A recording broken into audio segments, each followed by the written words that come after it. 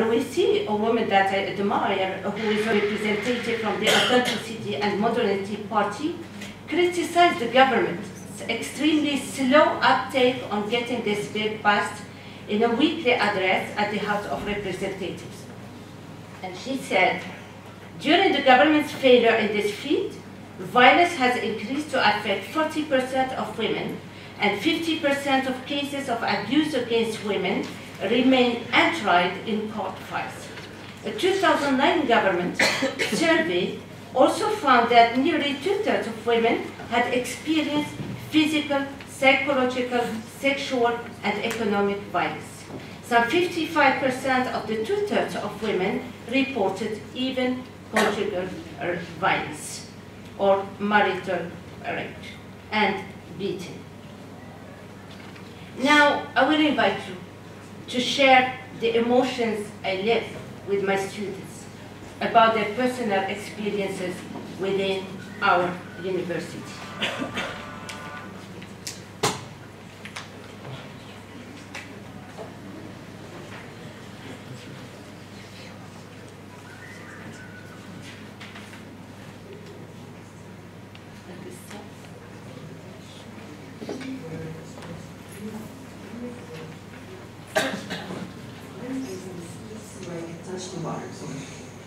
I'm a child, you know. I want to play. And then, fortunately, like you said, I was next to me. No one else to me. It's just not to be harassed. But it didn't work. I think so far I've done every kind of harassment there can be. And of course, I was stopping by and telling me to come out. I had offers for money, like she said, the looks, kitty calls. Physical harassment, but verbal harassment is something that's happening. Stop going to library because once I have to study in the library, a student came and he want to study, and it's okay, you are studying, I am studying, but he keep just close to me and want to, yes, I want to my number and then so and so. Now I prefer to sit between brothers instead of sit beside the boys. Yes. Sometimes I sit with beside the boys and I see him do action. I'm just uncomfortable. Sometimes he starts pushing the chair or sometimes, yes. Sometimes he wants even to touch you. He's my neighbor. He is married and has children, and I am married and I have children, and he keeps looking at me like this. When I want to come to the university at 6, and I don't live here, I live in Albury, I come at 6 o'clock. When my husband is not at home, I try to hurry up to catch the taxi or the car or the bus. He followed me with his eye. Just like decided to go outside and buy meat. We just like went to Zito. It's the closest place we can buy meat from. And it wasn't even that late. It was like 7 p.m. For the record, we were in our casual clothes, and on our way back, there were like 7 guys, and they looked like they are on drugs. And the street were there were like lots of people. Nobody stepped in, and we just turned around and walked really fast, and it was really horrifying because they were running. And I just tried to catch a taxi, we were 4, so he refused. I kept begging, and in the end, he accepted. And they were just running. So, yeah, they were running. So, and we just quickly went to the taxi, and we were shaking. Just now I'm talking about this, and I'm still shaking. Because it was terrifying.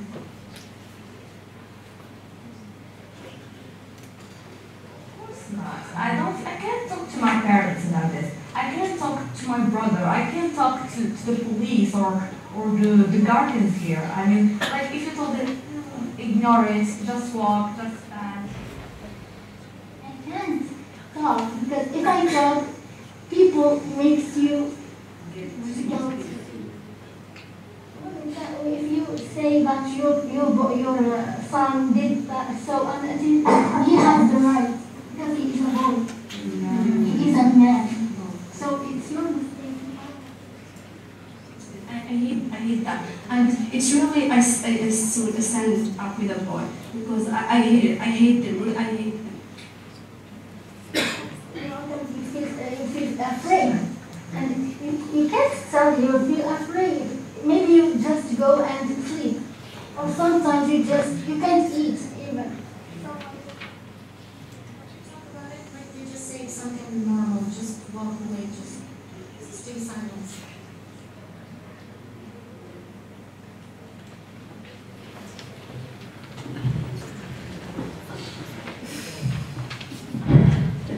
Really, that night I couldn't sleep, thinking about the students and asking myself, how can they concentrate on their studies?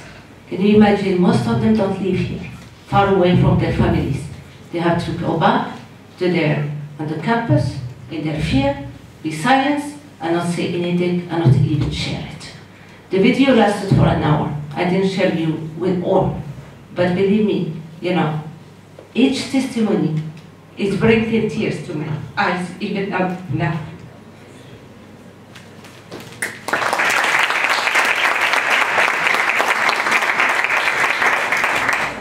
So, whether her pants are tight or loose, whether the skirt is below or above the knees, whether her sleeves are long or short, whether veiled or not veiled, whether her curves are visible or not, a woman is subject to unwelcome and unpleasant comments or worse during daylight and night. From the testimonies, these young students started to question themselves. What's wrong with me? What's wrong with my body? They lose self-confidence. They have a sense of feeling violated, or worse, they feel like they're uncovered raw meat. These acts, in fact, limit their freedom, make them feel unsafe in a place where they're supposed to be secure. They keep the suffering to themselves because they know that there is no one to complain to or to ask for help. Some of them even stop their studies out of fear. Some of them become stressed and lose interest in their studies. All of them suffer in silence. Why? Because these girls grow up knowing that the public space is male space. They have been told by everybody to lower their eyes, not to respond, and to accept humiliation and keep working. They have never had or been trained to have the energy to fight back. And if they dare to do, they know that the harasser may become violent and there is no one there to rescue them. How many times we were in the street watching someone beating his wife, a woman, and people don't respond. Why? Because they think, well, maybe his wife, or they don't want to interfere or whatever. Can you imagine a public space like that? What if it were your mother or your sister? People look at women being harassed, as I said, and don't even interfere to come to their rescue. These daily battles make them feel that they are unwelcome in this space, that they're just women, a body, a meat. Some of them even hate being women and wish to be boys. Some of them who face unwelcome male touching have started hating men and don't even think about getting married. These girls have lost the feeling that they have to work the right to work peacefully. So some of them just accept harassment as a routine, a bad routine. Are there any measures to be taken? Difficult question to answer. Maybe. The law is there, yes. But it has, for me, to be fully enforced and made even stronger. You heard, if I complain to a policeman, he's gonna tell me, work. Some girls, they didn't want to be seen. They complained to the policeman became the harasser and said, if I weren't wearing this, this uniform, well, I would have harassed you because you are so beautiful. Women have to believe that it's not a man's right to harass them just because he is a man. Sexual harassment, for me, for all of us as women, is a crime and should be punished harshly. It's even no excuse are to be made to justify it. We need to have more awareness to change the attitude of both women and men. And we need to have harsh punishment for anyone who sexually harasses or assaults another human being. We need to create within the university self-defense classes to help women learn how to face harassment and how to protect themselves. We need to create a space where both of us, men and women, within the institution, are able to talk about this issue and live in peace and harmony. And thank you very much. Thank you very much, Professor Rafael Bousgri and PhD researcher Fatima Zahra Karoum, for this very strong testimony about sexual harassment in the public sphere and at the same time in the on campus. I totally agree with you that it's a very serious and very alarming problem, but I do believe that there are only two measures to be adopted. First, the law should be enforced, and second, we have to educate our kids in a different way so as to understand what is the meaning of respect of the other, be it a sexual other or religious other or whatever. Without any delay, I move on to the next speaker, who should be... Oh, sorry, en français. Je dois juste dire que merci à professeur Bousgri et à Fatima Zahra Karoum pour leur témoignage très fort sur un vrai problème de société, bien sûr qui n'est pas uniquement un problème que les Marocains rencontrent, mais on le trouve bien sûr, comme ils l'ont dit, aux États-Unis, en Égypte et ailleurs. Mais ici, ça devient de plus en plus vraiment pressant, surtout pour les femmes victimes de harcèlement sexuel, qu'il soit verbal, physique ou autre. Et je pense tout à fait comme elle qu'il faut bien sûr que l'état de loi soit bien sûr respecté, mais aussi il faut une éducation qui introduit d'autres valeurs, des valeurs basées sur le respect de l'autre, que ce soit l'autre en tant que femme, l'autre en tant que culture ou ethnicité et ainsi de suite. Alors, comme le temps passe vite, on doit bien sûr passer au cinquième intervenant qui n'est d'autre que Aïcha Bousgri. On discute d'abord. On discute. D'accord. Parce qu'il y avait quatre. D'accord, dans ce cas-là, on maintient l'ordre établi. On passe directement à la discussion. Et là, je prends bien sûr, je ne sais pas s'il y a un micro, vous voulez venir par là. Alors, vous pouvez venir, professeur, poser la première question. Bon, ben d'abord, je ne sais pas si on m'entend. Sinon, venez ici. Mais non, il y a un micro. Shukran. Écoutez, d'abord, moi, je voudrais représenter les condoléances envers notre ami et remercier tous les intervenants pour leur c'est difficile, après des témoignages et des travaux de si grande qualité, d'oser apporter une critique entre guillemets ou une réflexion quelconque qui ne soit. C'est vrai que Vicente, merci, avec Véronica a apporté l'aspect juridique, ce que l'État, ce que la société, ce que les villes font pour apporter leur soutien aux femmes victimes de violences. Wafa a décrit, Wafa a décrit ce qui est le quotidien, et je la remercie pour le témoignage visuel des étudiantes qui vraiment traitent d'un problème qui est, comme vous l'avez dit dans votre modération, qui est capital dans nos sociétés, un peu dans le monde. Qu'est-ce que je peux dire? J'aurais voulu apporter ce que l'État marocain, je voudrais simplement dire une phrase qui n'est pas une question, je veux simplement dire qu'au niveau international, il y a les lois qui existent, tant au niveau de la Déclaration des droits de l'homme et du citoyen de 1948, signée par tous les États. En ce qui concerne le Maroc a adhéré à toutes les lois et levé toutes les restrictions portant sur la violence faite aux femmes.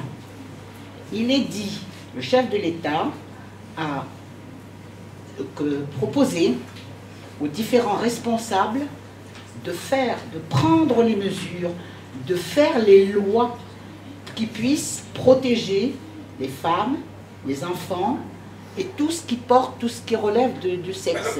Au niveau de l'université, je pense que les témoignages qui viendront après montreront, et je crois que si on devait interroger les adultes, la violence existe.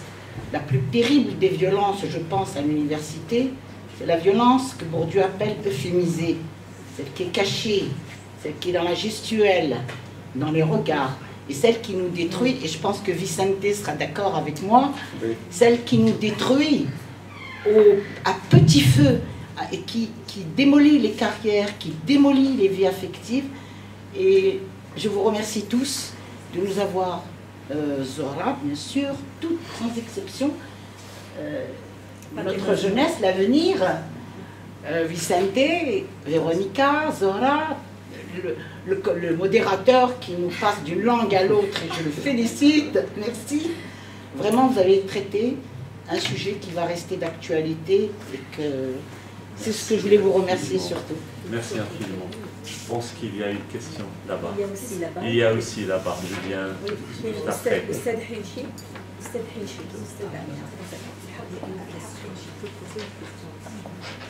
Oui. On commence par les étudiants et après on passe.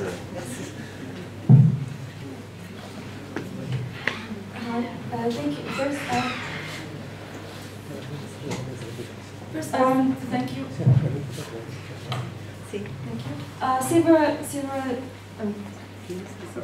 Many girls are arrested several times, and you look it down outside in the street, and now we see that inside the university too. They say because we are wearing clothes that attract them, or wearing makeup and wearing clothes which attract them. You see, even though we are arrested, we still the ones that have to feel ashamed and be responsible. So who can talk? We cannot talk about it. So how can we stop it? This is my body and this is my shoes. I want to wear like that and I want to look beautiful. I'm always wondering about this matter because it's not easy to be arrested. Believe me, it's not. It affects and hurt a lot. I heard many times that we girls would like to be harassed. Really? Do you like to be harassed? Look it down, shock you with these rude words, through which they empty their desires? Of course, no. So I see this is like an excuse to their heinous acts. May there are some girls, but I am sure that they do not know that he sees her just like a body, and the words he uses, he repeats every time he sees a girl. And they reply, if you speak up, if you be harassed and you speak up, they tell you, if you cover your body, no one will talk to you, etc. Do you believe it? No, it's not true. Even the veiled women are harassed. you covered your body or not, you are old or younger, beautiful or not, you are going able to be arrested. So I hope that if they could be aware that we are not just bodies, always to free their desires, we have feelings. Merci infiniment. Si vous arrivez à être un peu bref, parce qu'il y a encore des intervenants, il y a des gens qui veulent poser des questions. Brièvement, c'est un autre témoignage qui confirme la règle. Le problème du harcèlement sexuel et qui tout simplement dénie à la personne le droit d'être en tant que corps, en tant qu'être individu. Et donc ça va tout à fait avec ce que nous avons entendu auparavant. Je donne la parole après au professeur Henchi, derrière là, qui voudrait poser aussi une question.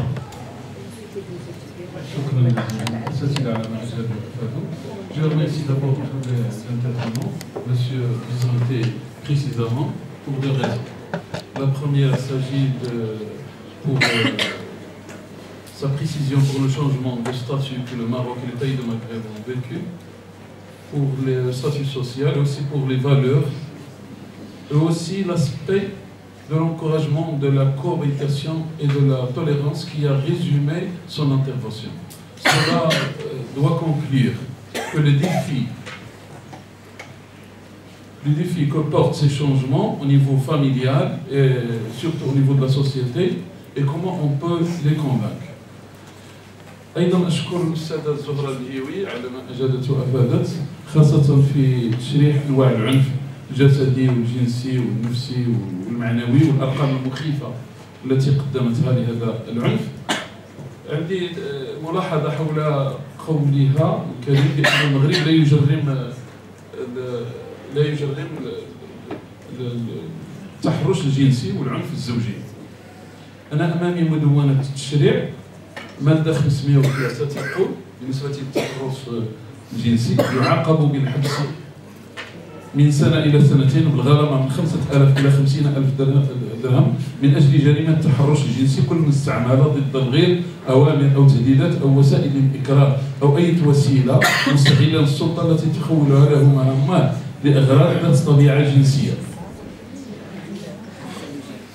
أيضا بالنسبة للعنف الزوجي فيه مادتان، مادة 400 والمادة 401. 401 خاصة تقول إذا كان الجرح أو الضرب أو غيرهما من أنواع العنف الزوجي أو الإيذاء قد نتج عنه عجز تتجاوز مدة 20 يوما فإن العقوبة تكون من الحبس من سنة إلى 3 سنوات وغرامة 200 إلى 1000 درهم. في حالة توفر سبق الإصرار والترصد واستعمال السلاح تكون العقوبة الحبس من 2 إلى 5 سنوات والغرامة من 200 إلى 2000 درهم. ويجوز أن يحكم على مرتكب الجريمة علاوة على ذلك بالحرمان من واحد أو أكثر من الحقوق المشار عليها في الفصل 40 وبالمنع من الإقامة من 5 إلى 10 سنوات. طبعا أقول هذا الأمر موجود من الناحية التشريعية لكن من الناحية العملية من الناحية التنفيذية يبقى المسطرة المشكلة هي كيف يمكن أن نبرهن لبروف باش يبين أن هذه السيدة تعرضت للعنف الزوجي. هذا عامل. عامل ثاني هو التدخلات الزوجية. غالب الأمور كما لاحظتم من خلال البحث السابق أنجزته غالبا تتم التدخلات الأسرية ودائما تكون المرأة هي الضحية بالشكل الذي يصير إلى أن هذه المرأة تتنازل والنتيجة هو أن العنف يبقى ظاهرة عملية تحكم كل مسار العنف الزوجي الذي لا يتحدث عنه. شكرا. Pour traduire en quelques mots la question posée par le professeur Henchi en arabe, c'est qu'il a cité plusieurs articles, que ce soit dans le code pénal ou dans le code de la famille au Maroc, et que bien sûr tous considèrent que toute forme de violence verbale, physique contre la femme est bien sûr jugée par la loi. Mais le problème c'est que comment mettre en pratique, comment prouver que cette violence existe. Donc c'est ça la question qu'il a posée en arabe. Alors une dernière question parce que malheureusement il y a encore, heureusement plutôt, il y a encore 3 autres intervenants. On pourrait peut-être retarder vos questions jusqu'à la discussion finale parce que sinon on ne pourra pas gérer les deux sessions. Okay? Alors, donc une question là-bas parce que le monsieur Hassan et Mohsin. Oui, on ne vous écoute pas d'ici. Plus fort. On ne vous entend pas. Bonjour. Donc je tiens à remercier l'équipe de recherche CNIC de nous avoir donné la chance et l'opportunité d'assister à ce congrès international. Donc j'essaierai d'être bref et j'aimerais bien, c'est-à-dire souligner l'aspect de la violence en me référant à Pierre Bourdieu. Donc la violence est devenue un phénomène répandu dans la société marocaine. Donc nous assistons à plusieurs formes et manifestations de la violence, à savoir la violence sexuelle, la violence psychologique, la violence morale. Donc, dans ce sens et dans ce cadre, est-ce que la femme ne souffre pas d'une violence symbolique au sein de la société marocaine? Autrement dit, est-ce qu'on n'impose pas un processus de soumission à la femme par le biais de l'éducation et des médias? Merci.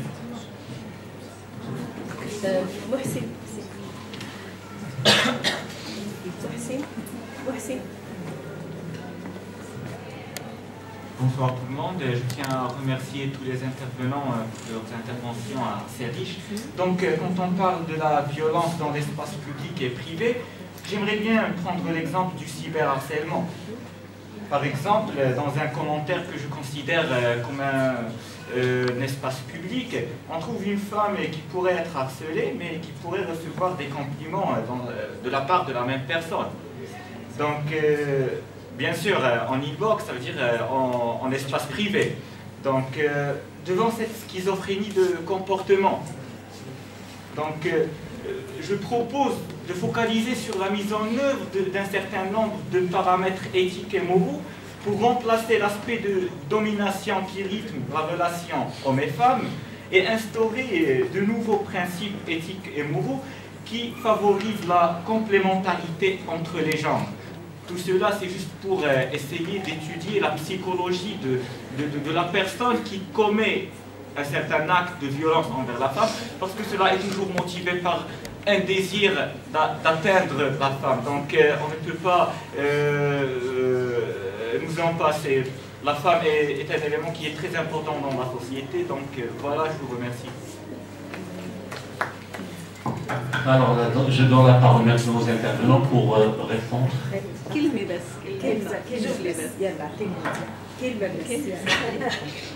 بسم الله الرحمن الرحيم. نشكر جمعية تنت على هذه الأعمال الجبارة اللي عم بتقوم بها وعلى هذا العمل الذي لا فقط هو كلمات، لا بل هو عمل فعال، نتمنى له التوفيق. وأذكر فقط بجملة واحدة: الأم مدرسة إذا أعددتها أعددت شعبا طيب الأعراق. شكرا لك. نرجع للأم بقى. شكرا شكرا ميرسي بوكو. Donc la parole est à vous, Monsieur Ménard, pour répondre aux différentes questions qui peuvent être posées. Alors j'aimerais الأستاذ عبد الحق حيشي صديق وزميل وأنا في الحقيقة ممتنة له لأنه يهتم بهذا الموضوع. أريد أن أقول بأن هناك ليس هناك لحد الآن قانون يعني التحرش في الشارع، يعني التحرش في الأماكن العمومية. فيما يخص يعني المنزل ما هو يعني معتبر كفضاء خاص يعني بالنسبة للعائلة، فالذي تكلمت عنه وأكدت عليه هو ما يخص يعني التحرش الجنسي داخل العائلة أو ما يقال بالفرنسية le viol conjugal الذي لا يجرمه القانون، لأن ليس هناك بحال قلت يا أستاذ ليس هناك أي برهان على أن الرجل اغتصب زوجته، أن اغتصاب الزوجة لا يعتبر اغتصابا، فهي لازم تمتثل له، وخاف حالة أنها لا توافق فهي تمتثل، ولو كان ذلك يعني ضد إرادتها وضد رغبتها. فهذا الذي تكلمت عنه. فعلا المرأة حين تشتكي وتقول بأن زوجها اغتصبها، يعني القانون لا ينظر لا يحسب، هذا هو اللي تكلمت عليه أستاذ خاصة. أما فيما يخص التحرش اللي تكلمت عليه في يعني في قانون هو التحرش في مكان العمل. التحرش في مكان العمل هناك قانون يجرم يعني المبني على السلطة وعلى الابتزاز، هذاك التحرش فعلا يعني يجرمه القانون، وكاين هناك قانون يجرم هذا التحرش. شكرا أستاذ بارك الله فيك. Je voudrais ajouter une chose, et excusez-moi, professeur Henshi, parce que je vais parler en français, c'est que vous avez abordé ce point épineux, le viol conjugal. Bon, je vais vous dire une chose, c'est vrai, il y a la loi, il faut renforcer ces lois, il faut faire témoignage. Il faut aussi la mentalité. Qu'est-ce qu'on va faire de cette mentalité qui ne veut même pas en parler? J'ai fait une étude, j'ai fait une journée d'études avec des étudiants et des gens dans un autre cadre où on a vraiment abordé ce sujet. Et j'étais choquée qu'il y avait des femmes qui ne savaient pas qu'est-ce que ça veut dire le viol conjugal. Ça ne rentrait pas dans leur tête, ça n'existe pas. Ça, il n'y a pas de viol conjugal, quand même. Ils n'arrivaient pas à comprendre que dire non, c'est un viol en lui-même. Et donc, moi je pense que les lois, ils sont là, c'est vrai. Mais il y a aussi la mentalité, il y a aussi la culture, il y a aussi comment les gens pensent. Il y a ce sujet encore tabou. Qui ose en parler aujourd'hui de ça? Pas encore. Appelons pas de l'harcèlement dans l'espace public, mais le viol conjugal. Moi, je sais qu'il y a un professeur à la faculté de Rabat qui a conduit des recherches à ce propos avec ses étudiants, mais il n'y a pas d'études sur ce sujet. Ça reste encore un tabou. Et merci.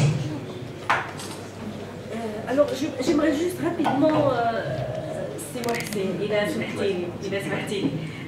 en ce qui concerne la violence symbolique.